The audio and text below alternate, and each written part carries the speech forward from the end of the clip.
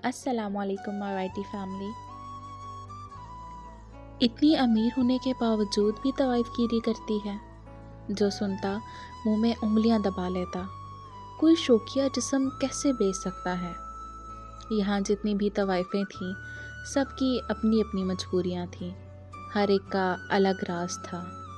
पर वो तो कहती थी कि मुझे खुशी मिलती है लोगों को खुश करके। हफ्ते के 5 दिन मैडम फरजाना के कोठे में रहती। जितने पैसे और तोहफे मिलते उसमें मैडम का हिस्सा निकालने के बाद बाकी सब अपनी साथी तवाइफों में बांट देती थी। असली नाम किसी को पता नहीं था। मैडम के पास आई तो मैडम ने पूछा। जवाब मिला, नाम में क्या रखा है। मैडम ने बन्नो नाम रखना चाहा। जवाब मिला, कोई कलमी नाम होना चाहिए, जैसे अमराओ जाने अदा। फिर यही नाम रख दिया गया। कुछ दिन बाद वो अमीरों की जान ही बन चुकी थी। नज़ाकत इंतहा की थी। इस पर वही मिसाल सादक आती थी कि खुदा जब हुस्न देता है नज़ाकत आ ही जाती है। जब कोई मर्द उसका जिस्म नोचता, उसके कह के पूरी तवाइफ नगरी में गूंजते थे।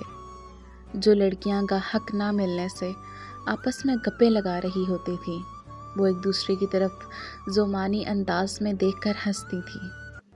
लेकिन उसकी हंसी भी अजीब थी, जैसे कोई बरसती बारिश में सूरज का दीदार नसीब होता है।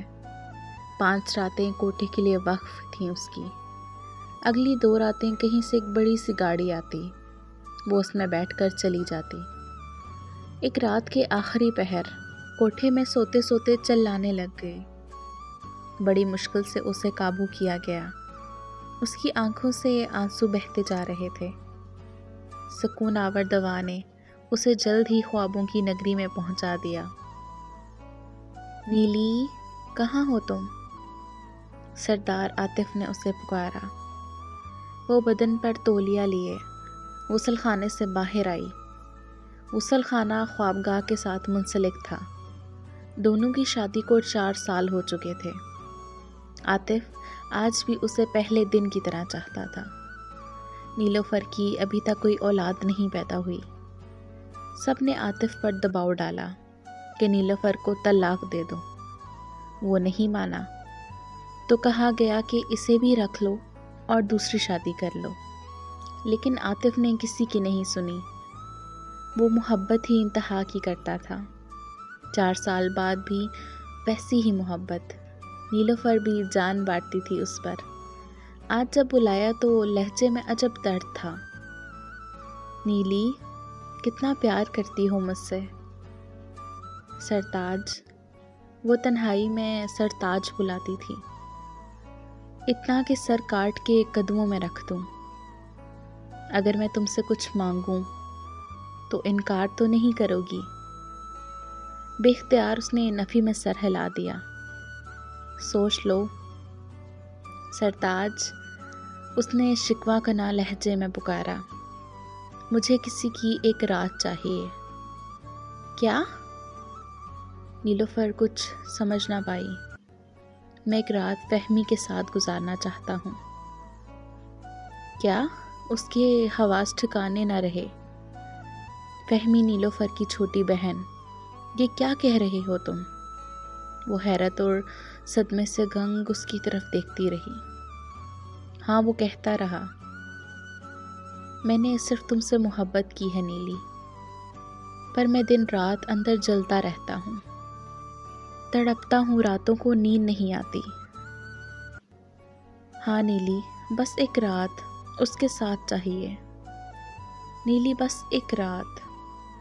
नीलोफर ने उठकर थप्पड़ लगा दिया। आतिफ ज़ोर से रो रो कर कहने लगा, मारो मुझे मारो, मैं इसी काबिल हूँ। और बच्चों की तरह फूट फूट कर रो दिया।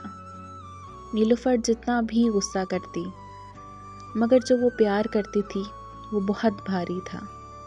कुछ दिन गुजर गए। आतिफ हड्डियों का ढांचा बन चुका था। नीलोफर से उसकी हालत देखी ना जाती। एक दिन आतिफ लौटा तो उसने कुछ फाइलें उसकी गोद में डाली। اور چپ کر کے پلٹ گیا۔ اس نے فائل کور کھولا تو ایک خط گر پڑا۔ پتہ چلا کہ عاطف نے فیکٹری، گھر، سب کچھ اس کے نام کر دیا ہے۔ اور مانگا کیا ہے؟ بس ایک رات ہی تو مانگی تھی۔ کچھ عرصہ گزر گیا، پتہ چلا کہ سب سے بڑی خوشخبری ملی ہے، یعنی نیلوفر حمل سے ہے۔ پھر 5-6 مہینے اور گزر گئے۔ عاطف ویسے ہی ہڈیاں بنتا جا رہا تھا، لیکن نیلوفر کا خیال وہ حد سے بڑھ کر رکھتا۔ اس کے باوجود عاطف کے چہرے پر مسکان نہیں آتی تھی۔ پھر ایک دن عاطف نے کہا کہ نیلی، آپ فہمی کو گھر بلا لو، وہ تمہارا خیال رکھے گی۔ نیلوفر کچھ نہ سمجھتے ہوئے بھی بہت کچھ سمجھ گئی، لیکن کبھی کبھی کچھ رشتے بچانے کے لیے کچھ رشتے قربان کرنے پڑتے ہیں۔ نیلوفر نے فہمی کو گھر بلایا تھا، کہا تھا کہ اب 7 مہینے کا بچہ ہو گیا ہے، عاطف تو سارا دن باہر ہوتا ہے، کوئی تو ہو جو میرا خیال رکھے۔ فہمی سارا دن چہکتی رہتی تھی، کہتی نام فہد رکھنا ہے۔ پھر اس کے کپڑے سیتی، کئی جوڑے کپڑے بنا لیے اس نے، سارا دن فہد فہد کا نام لیتی۔ ایک رات نیلوفر نے فہمی کو عاطف کو کھانا دینے بھیجا۔ عاطف بیڈ روم میں بیٹھا تھا۔ فہمی واپس پلٹنے لگی تو دروازے میں نیلوفر کھڑی تھی۔ عاطف نے چونک کر اسے دیکھا۔ بس ایک رات، نیلوفر نے سرد اور سپاٹ لہجے میں کہا۔ فہمی کچھ نہ سمجھتے ہوئے بولی، باجی یہ ایک رات کون سی ہے؟ اسی وقت دروازہ بند ہو گیا۔ باہر سے کنڈی لگنے کی آواز آئی۔ فہمی کچھ نہ سمجھتے ہوئے بہت کچھ سمجھ گئی۔ دوڑ کر دروازے کے پاس پہنچی تھی۔ باجی دروازہ کھولو، پلیز باجی دروازہ کھولو، باجی دروازہ کھولے نا پلیز۔ اس کے رونے کی آوازیں آ رہی تھیں اور باہر نیلوفر اندر ہی اندر گھٹ گھٹ کے مر رہی تھی۔ زکام کی شدت سے اس کے رونے کی آواز کو گلے میں ہی دبا دیا تھا۔ 2-3 گھنٹوں بعد عاطف کی آواز آئی، دروازہ کھول دو۔ نیلوفر کو دروازہ کھولتے ہوئے ایسا لگا جیسے ہاتھ کام نہ کر رہے ہوں۔ عاطف نے باہر آتے ہی نیلوفر کو چومنا شروع کر دیا۔ نیلوفر جلدی سے اندر بھاگی۔ فہمی بستر پر پڑی تھی، بالکل برہنہ، کپڑے نیچے پڑے تھے۔ اس نے جلدی سے کہا، فہمی مجھے معاف کر دو، میں مجبور تھی۔ اس نے فہمی کو کپڑے پہنائے۔ فہمی جیسے سکتے میں پڑی تھی۔ اٹھو میری بچی، شاباش، مجھے معاف کر دو۔ باہر کہیں پانی گرنے کی آواز آ رہی تھی۔ عاطف نہا رہا تھا۔ نیلوفر نے فہمی کو زبردستی کھڑا کیا اور بیڈ سے پاؤں نیچے اتارے۔ ایک دم سے فہمی نے باہر چھلانگ لگا دی اور گھر سے باہر نکل گئی، کہیں اندھیرے میں گم ہو گئی۔ نیلوفر باہر کو لپکی، کہیں بھی اسے فہمی نظر نہیں آئی۔ اس نے فوراً سے اندر آ کر عاطف کو بتایا۔ عاطف جو غسل خانے میں تھا، جلدی سے کپڑے پہن کر باہر نکلا۔ پھر دونوں باہر گاڑی میں فہمی کو تلاش کر رہے تھے۔ نیلوفر نے گھر کال کی، امی سے فہمی کا پوچھا۔ فہمی تو تمہارے ساتھ تھی۔ اس نے بتایا کہ میری طبیعت خراب ہو گئی تھی، فہمی میڈیکل سٹور سے دوا لینے چلی گئی تھی، عاطف کہیں باہر تھے، کافی دیر ہو گئی ابھی تک نہیں لوٹی، پوری رات آنکھوں میں کٹ گئی۔ انہوں نے صبح دوبارہ فون کیا تھا، ابھی تک وہ گھر نہیں پہنچی تھی۔ صبح تھانے رپورٹ کرانے کے لیے گئے تھے۔ وہاں پتہ چلا کہ کسی لڑکی کو رات کسی تیز رفتار گاڑی نے کچل دیا تھا اور گاڑی والا گاڑی بھگا کر چلا گیا تھا۔ وہ جلدی سے مردہ خانے پہنچے۔ تازہ لاش دیکھتے ہی نیلوفر بے ہوش ہو چکی تھی۔ ہاں، وہ فہمی ہی تو تھی۔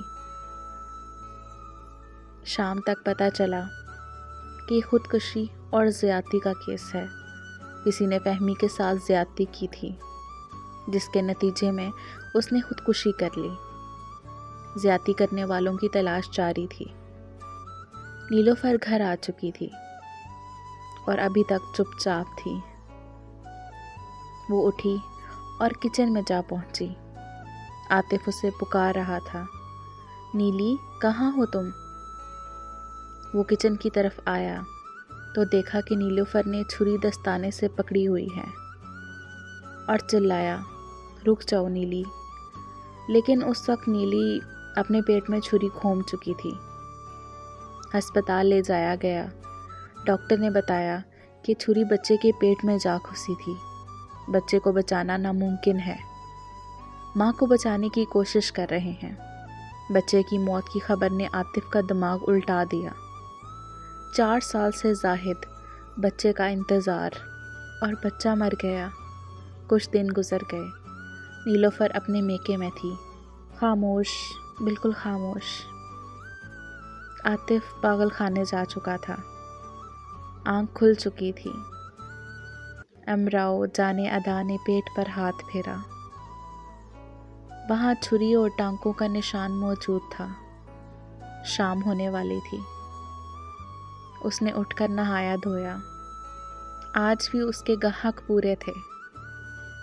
ہاں، ایک رات کے لیے ہی تو وہ آتے ہیں۔ آخر امراؤ جانے ادا نے ایک رات کی قیمت بھی تو چکانی تھی۔ امید ہے میری آج کی کہانی آپ کو پسند آئی ہوگی۔ اگر پسند آئی ہو تو کمنٹ میں اپنی رائے کا اظہار ضرور کریں۔ شکریہ۔